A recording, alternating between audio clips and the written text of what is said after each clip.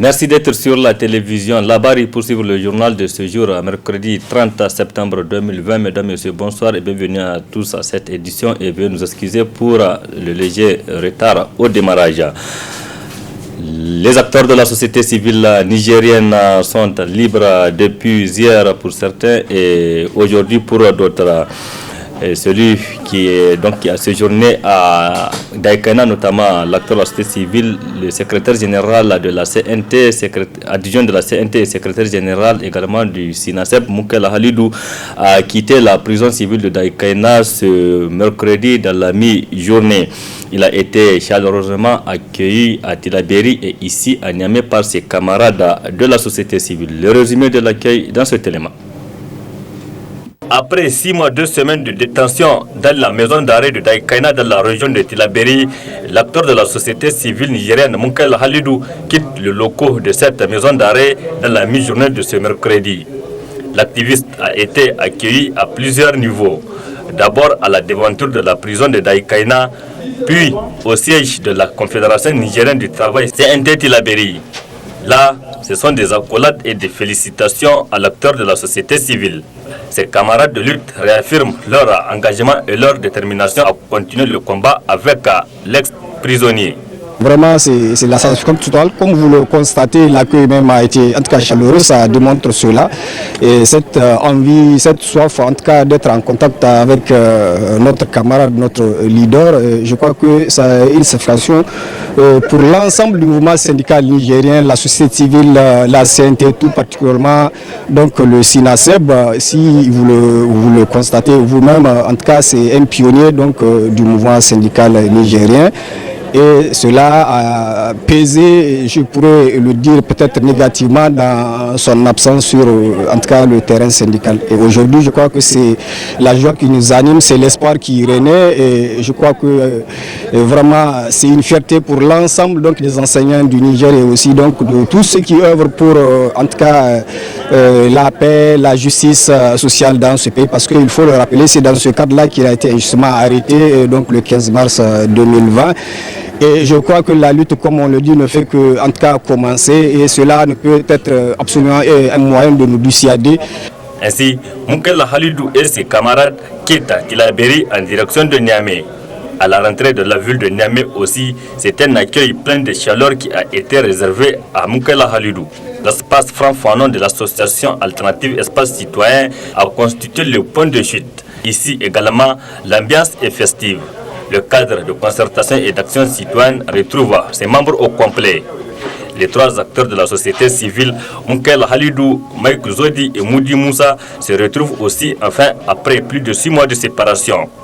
L'émotion est grande et ils gardent toujours un moral plus haut pour la poursuite du combat. Un autre prisonnier qui a quitté la prison ce jour, c'est Moudi Moussa, le coordinateur du mouvement tournant de la page TLP de la section Niamey. Lui aussi, il a été chaleureusement accueilli par ses camarades de lutte. Également, le point de chute de cet accueil, c'est l'espace alternatif, espace citoyen, où les membres des cadres de concertation et d'action citoyenne ont animé un point de presse. Le résumé avec Adam Soumana et Sadou Doumi. Après Michael Zodi le 29 septembre 2020, c'est au tour de Halidou Moukela et de Moudi Moussa de quitter leurs lieux de détention respectifs, à savoir Daïkana et Kolo dans la mi-journée du 30 septembre 2020. Ces activistes étaient dès leur sortie de prison accueillis par leurs camarades de lutte avant de retrouver leurs familles respectives où l'émotion était forte, notamment pour Moudi Moussa qui a tenu pour la première fois dans ses bras son enfant, né pendant qu'il était en détention. Les 3 ex-détenus se sont par la suite transportés à l'espace France Fanon pour des retrouvailles avec les autres camarades de lutte. En marge de ces retrouvailles, l'un des ex-détenus nous parle des conditions de détention dans les maisons d'arrêt et leur détermination à poursuivre la lutte. Aujourd'hui, c'est nous, en criant aux voleurs, que nous retrouvons à la place des voleurs et les voleurs qui se pavanent, comme on le dit, aisément donc à travers les rues de la capitale. Et c'est l'occasion pour nous d'appeler les uns et les autres à la mobilisation générale. Parce que sans la lutte, je suis sûr qu'on n'obtiendra rien. Notre propre histoire nous a enseigner que l'avenir et le sort, n'est-ce pas, d'un peuple sont intimement liés, n'est-ce pas, à ceux du pays et de la nation de manière générale. Et la réalisation, n'est-ce pas, de cet objectif, n'est-ce pas, nécessite ou exige qu'on lutte sans vaciller. Et pour ça, nous invitons les uns et les autres à la lutte, parce que la lutte ne fait que commencer et la lutte doit se poursuivre.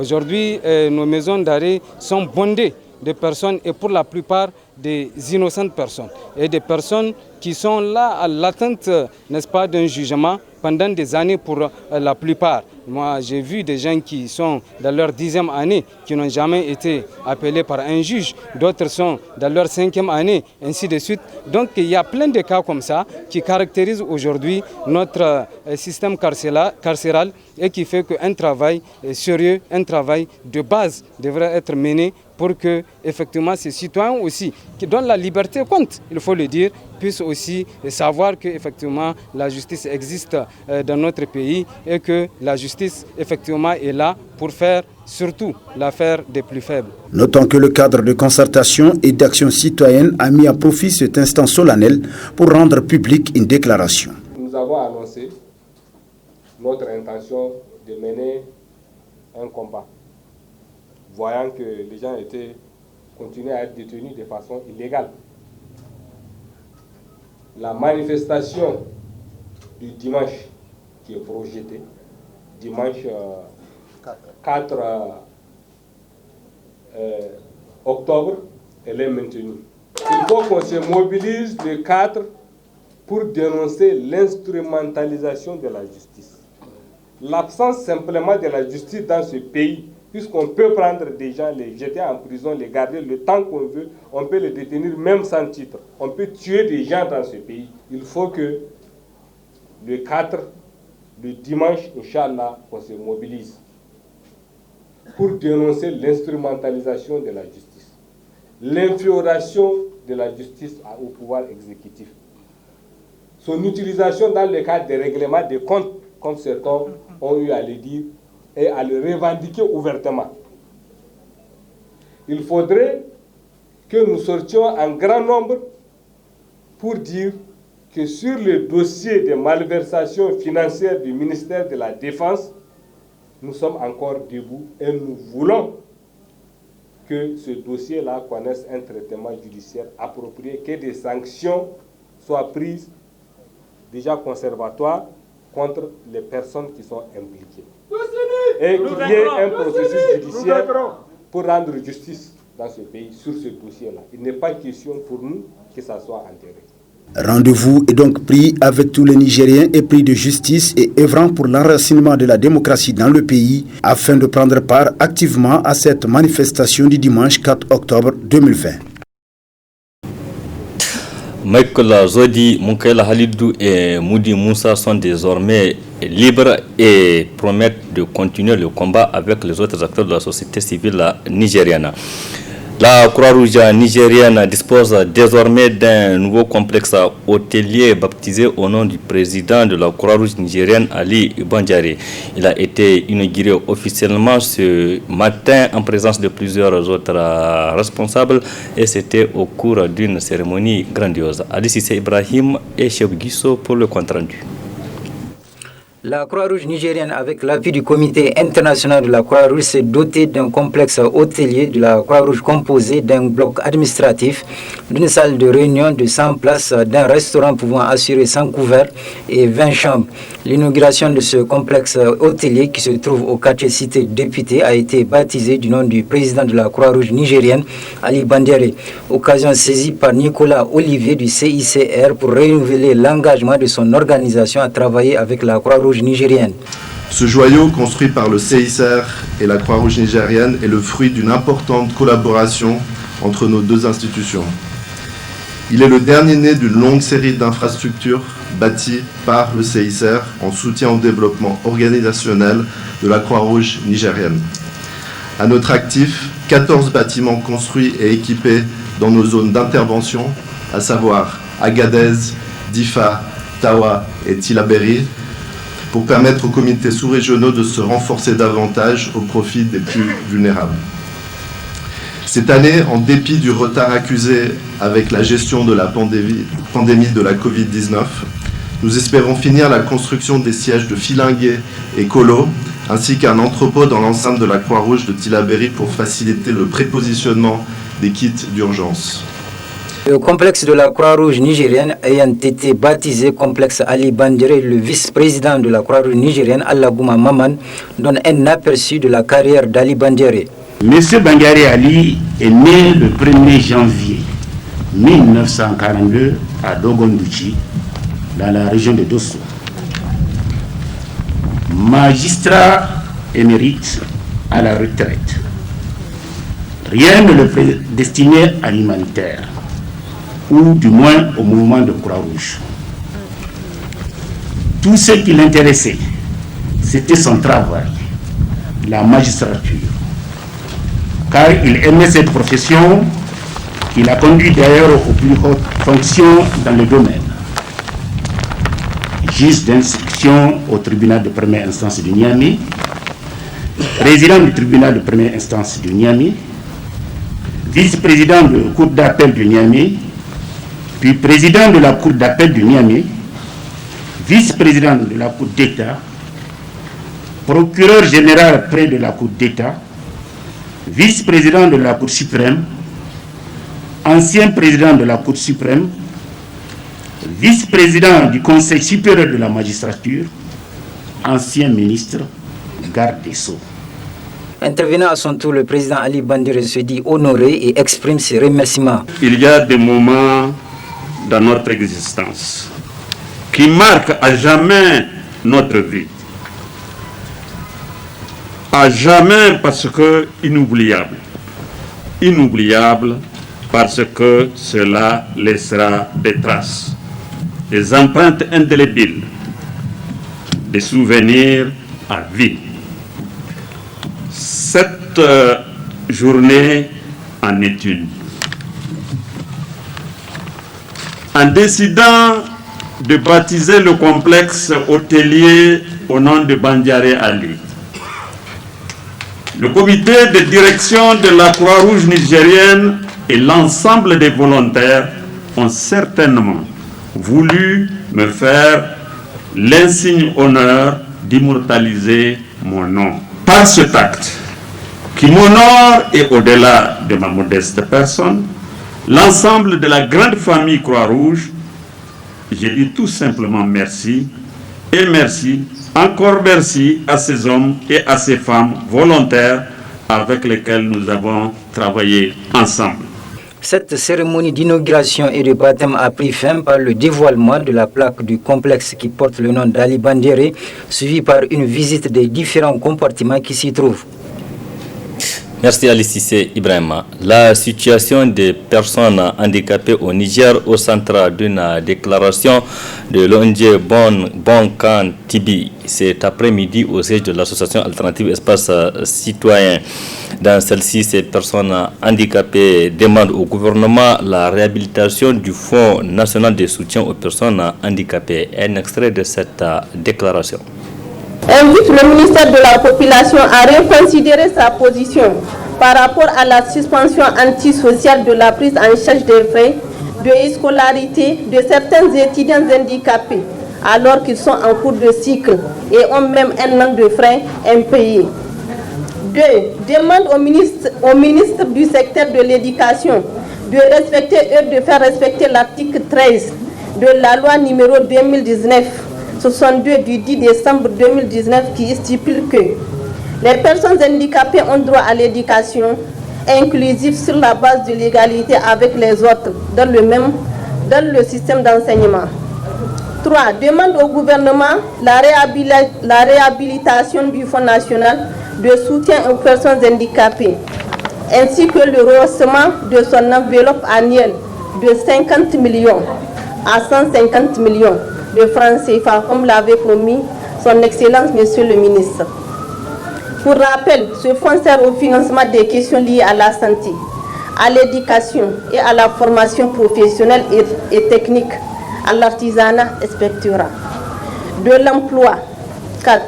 Recommande au ministère de la fonction publique et de la réforme administrative de veiller à l'application effective du quota de 5% réservé aux personnes handicapées lors des concours de recrutement, aussi bien dans le secteur privé que public. 5. Lance un brillant appel à l'endroit des organismes qui interviennent dans le domaine de la promotion des personnes handicapées à redoubler d'efforts dans ce noble combat qu'ils sont en train de mener. 6. Réaffirme son engagement à accompagner les personnes handicapées dans la lutte pour le respect de leurs droits à travers toutes les voies légales. 7. Invite toutes les personnes handicapées du Niger à rester mobilisées pour la suite du combat. C'était là donc la déclaration rendue cet après-midi par un groupe de personnes handicapées qui interpellent les autorités relativement à leur situation. Dans le cadre de la lutte contre la propagation du coronavirus au Niger, à Liboré, c'est une commune rurale à une dizaine de kilomètres de Niamey. Les jeunes se sont mobilisés pour organiser des séances de sensibilisation donc, de la population de façon volontaire. Cette sensibilisation a porté sur les mesures barrières édictées par le gouvernement. Jeunes et Covid à Liboré, c'est dans ce reportage signé Asma Osedou. Les risques, les mouchoirs à usage unique, évitons certaines pratiques, les rassemblements publics. En cette période de la Covid-19 qui a bouleversé le monde entier et affecté l'économie mondiale, le Niger n'est pas épargné. Dans ce pays, l'un des plus pauvres de la planète observe un sentiment de flou chez une population majoritairement analphabète, noyée par trop d'informations à tel point où elle ne peut plus distinguer le vrai du faux. Ici à Liboré, qui couvre une superficie de 110 km² et estimée à 35 679 habitants, les jeunes se sont organisés pour apporter leur contribution dans la lutte contre la Covid-19 et pour ce faire, ils ont adopté la stratégie de porte-à-porte pour sensibiliser la population sur les mesures barrières. On s'était lancé dans cette activité dans la mesure d'aider nos pères, nos mères, nos frères et sœurs. Parce que moi, au début, j'étais profondément touché, ouvertement scandalisé de voir des vieux qui prennent le coronavirus comme le rhume. C'est dans ce contexte qu'on s'était lancé pour sensibiliser nos familles afin d'éviter la propagation de cette maladie. Nous regardons la télévision, nous commentons sur les réseaux sociaux, nous entendons comment la maladie se manifeste à l'extérieur, ça propage là-bas et au Niger encore. Nous allons dire que vraiment on ne va pas rester comme ça, courager les bras. On va mettre notre effort pour aller sensibiliser les gens. Pour prévenir la propagation de la maladie, leurs messages sont véhiculés en langue nationale pour atteindre une cible plus large.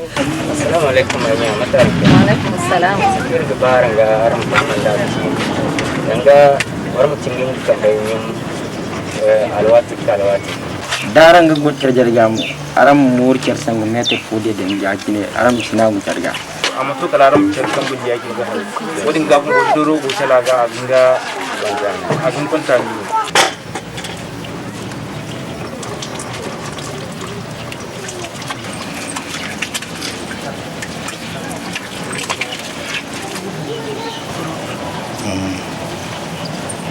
Dans le monde entier, le coronavirus a endeuillé des milliers de familles.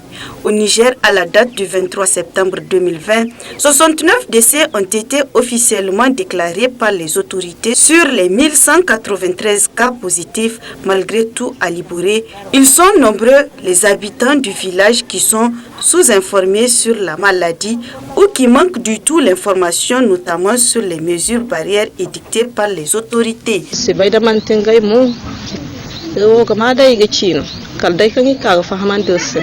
Honorao irgogma de amayono bolo police fon derge bisa kan kabore fahamandi wodimbon ikai ne bore ma goide kolera viruso mir kambayon sa hun mir gitu sunum uswar war zara hana dai kan gobar seminante mir kambaye tusun da harimu kogu.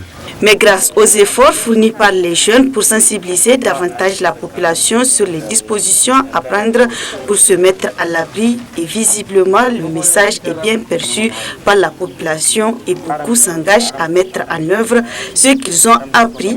Mieux, ils se disent prêts à relayer le message pour atteindre d'autres cibles. La sensibilisation par ces jeunes-là, c'est une bonne chose parce que c'est d'abord des jeunes, c'est la couche la plus vulnérable, c'est parce que c'est la couche active.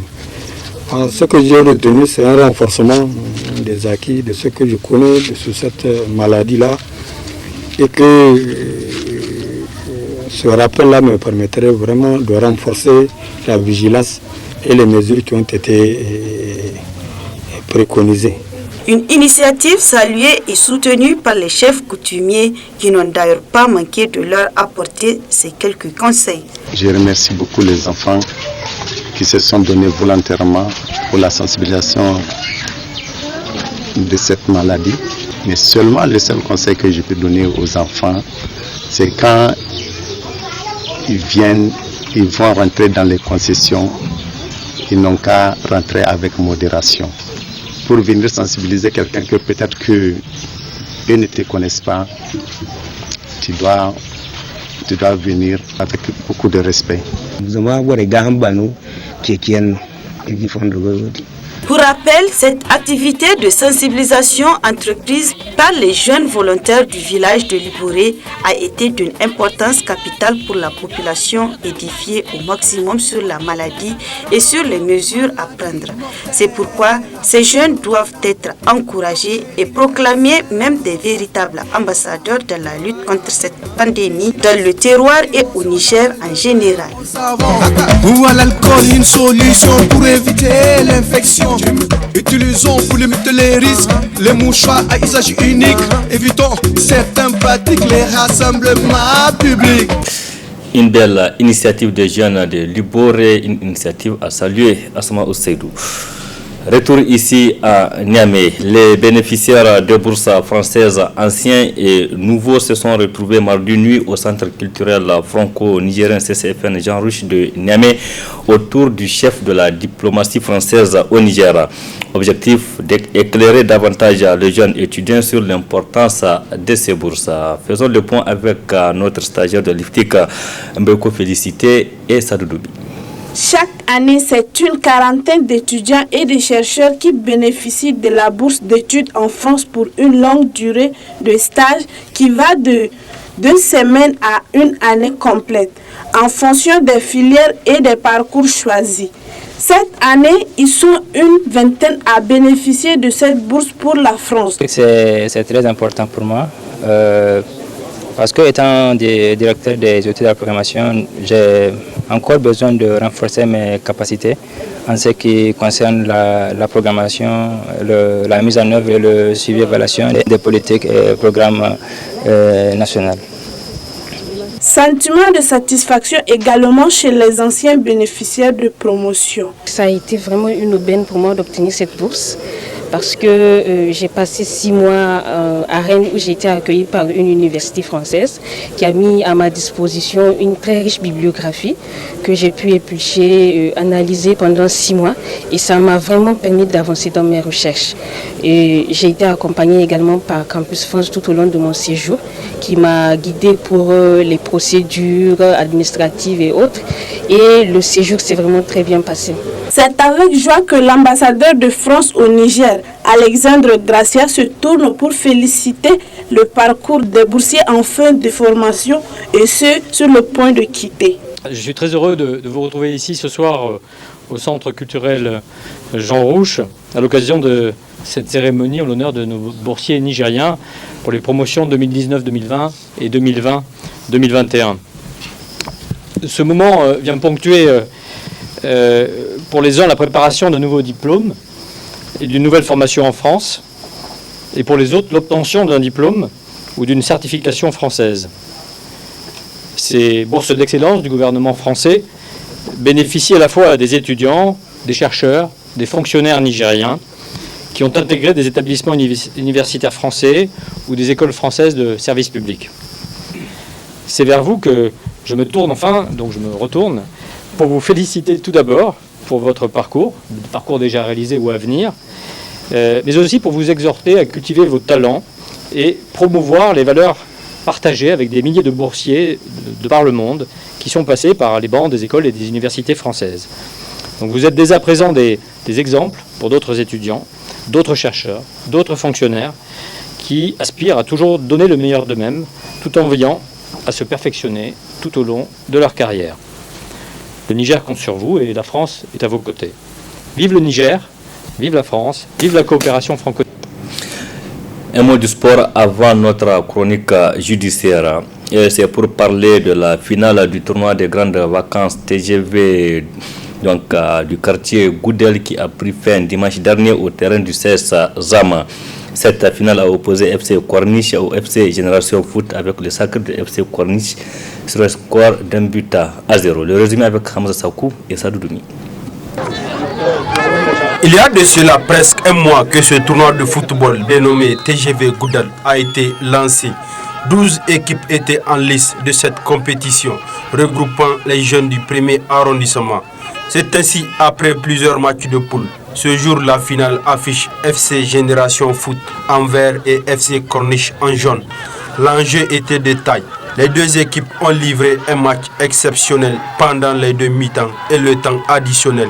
Un but à 0 en faveur du FC Corniche. Le FC Corniche remporte ainsi la coupe de cette édition de TGV Goudal, plus une enveloppe de 200 000 francs avec le FC Génération qui n'a pas démérité car ce cadre est un carrefour de donner et de recevoir, des valeurs sociales, mais aussi de renforcer les liens de solidarité et de cohésion sociale entre les fils de la même localité. A noter que le meilleur gardien de cette compétition a reçu un prix d'encouragement.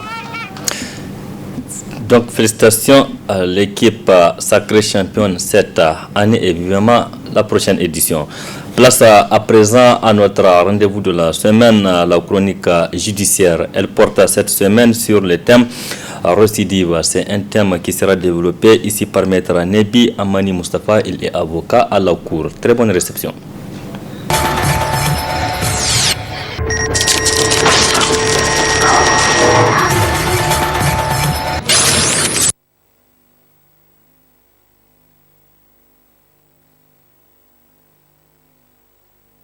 La notion de récidive, on peut définir comme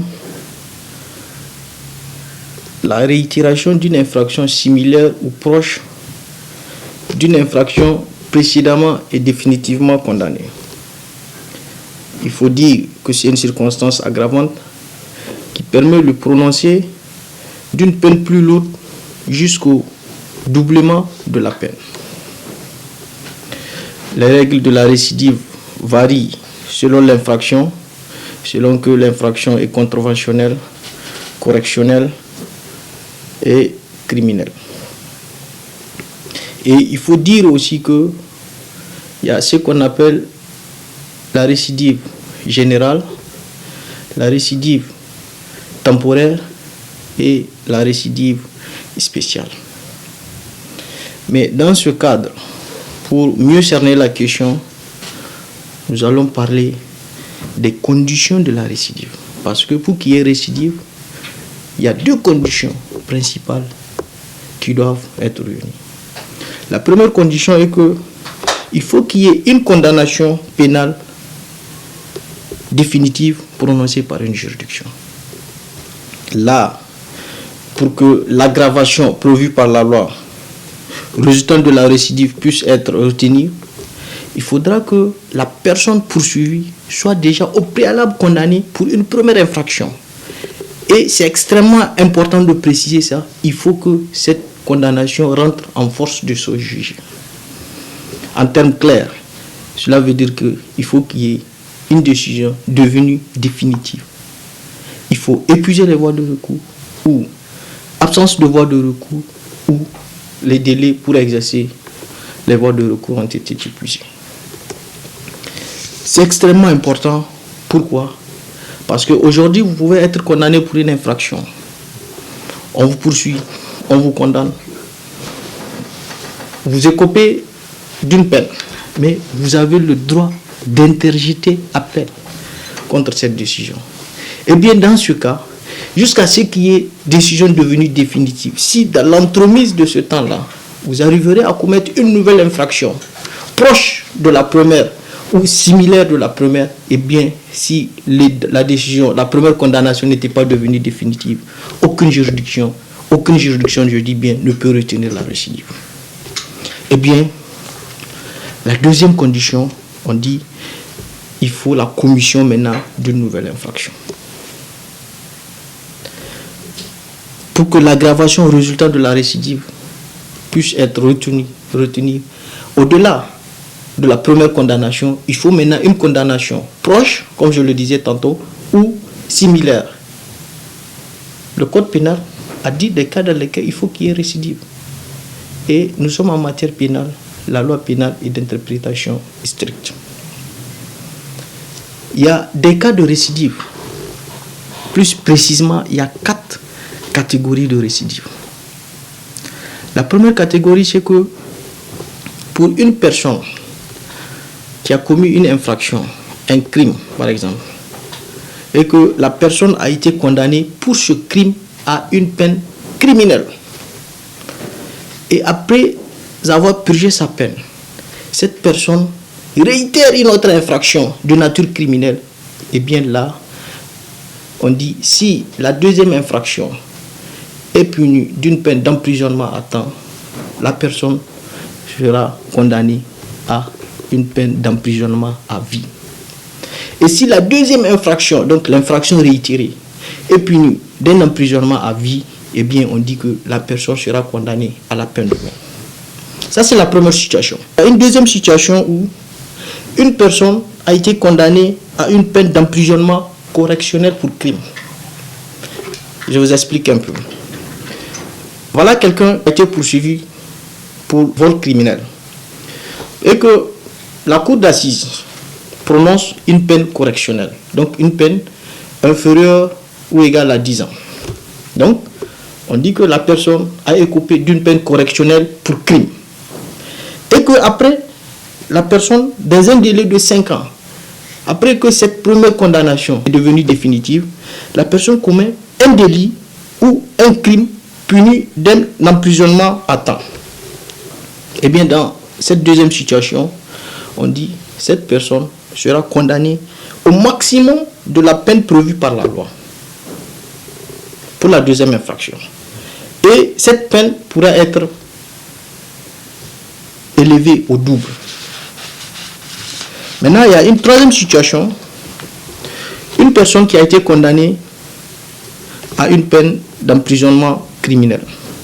Donc, à une peine afflictive et infamante. Dans un délai de 5 ans. Après que cette condamnation était devenue définitive, commet maintenant un délit.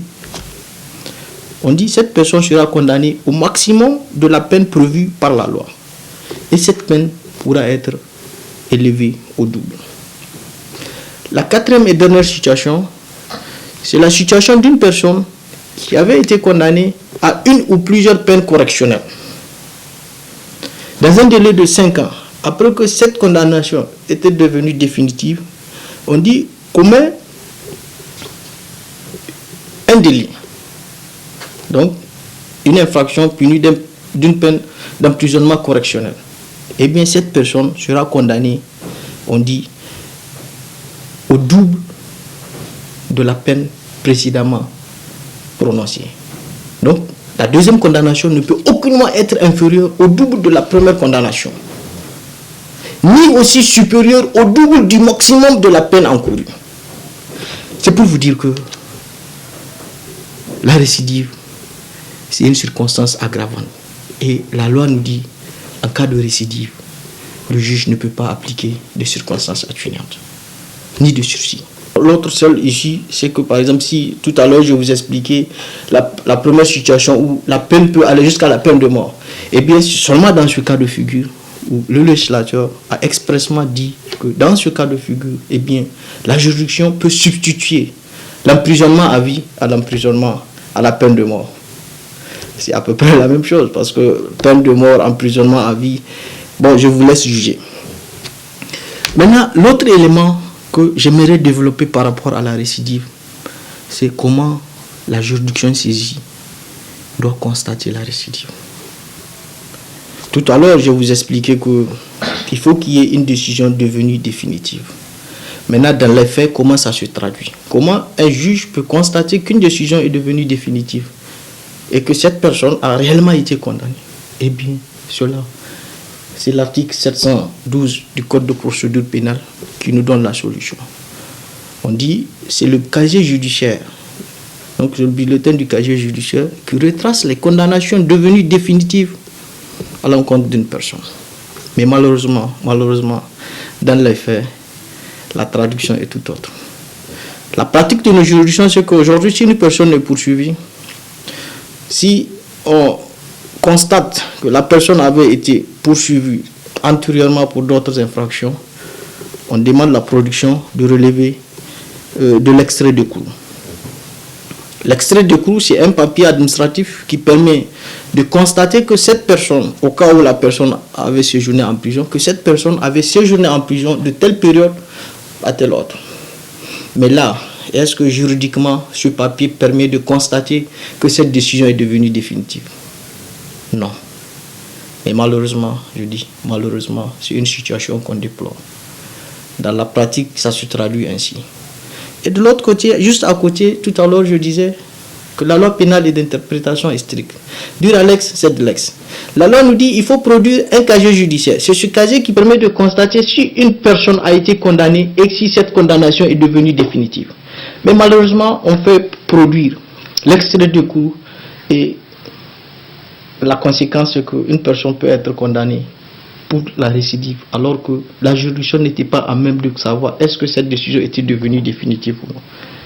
Parce qu'une personne peut être condamnée aujourd'hui, la personne peut exercer des voies de recours, ou le procureur lui-même peut exercer des voies de recours, sans que la personne poursuivie soit au courant de ça. Parce que si tu es condamné aujourd'hui, à l'expiration du délai, que la décision soit définitive ou non, tu seras libéré, parce que c'est une peine qui a été prévue. Tu as épuisé, tu as purgé cette peine, et bien à l'expiration du délai, tu seras libéré. Quoique cette décision n'est pas rentrée en force de se juger. Mais malheureusement, je répète, que la pratique de nos juridictions, c'est de faire produire l'extrait de cour. En tout cas, de la majorité des cas. Rares sont les situations dans lesquelles on fait produire un casier judiciaire pour constater que cette personne a été condamnée. Et c'est seulement ce papier, ce fameux papier-là, qui fait retracer la condamnation et qui permet de savoir si cette condamnation était devenue définitive ou pas. La loi nous dit que c'est le bulletin numéro 1 qui est délivré aux autorités judiciaires. Mais pourquoi ne pas créer les conditions pour qu'une personne puisse être en mesure de démontrer cela? La partie poursuivante en matière pénale, c'est le ministère public. Et il revient à ce ministère public de faire produire ou de demander la production du casier judiciaire par ses choix. Mais malheureusement, je dis, ce n'est pas le cas. Donc, voilà ce que j'ai à vous dire. Et il faut aussi retenir que c'est une situation extrêmement grave. Et vraiment, j'interpelle les uns et les autres de la chaîne pénale pour que chacun fait le sien, chacun fait son travail. Parce que toute personne peut passer par là.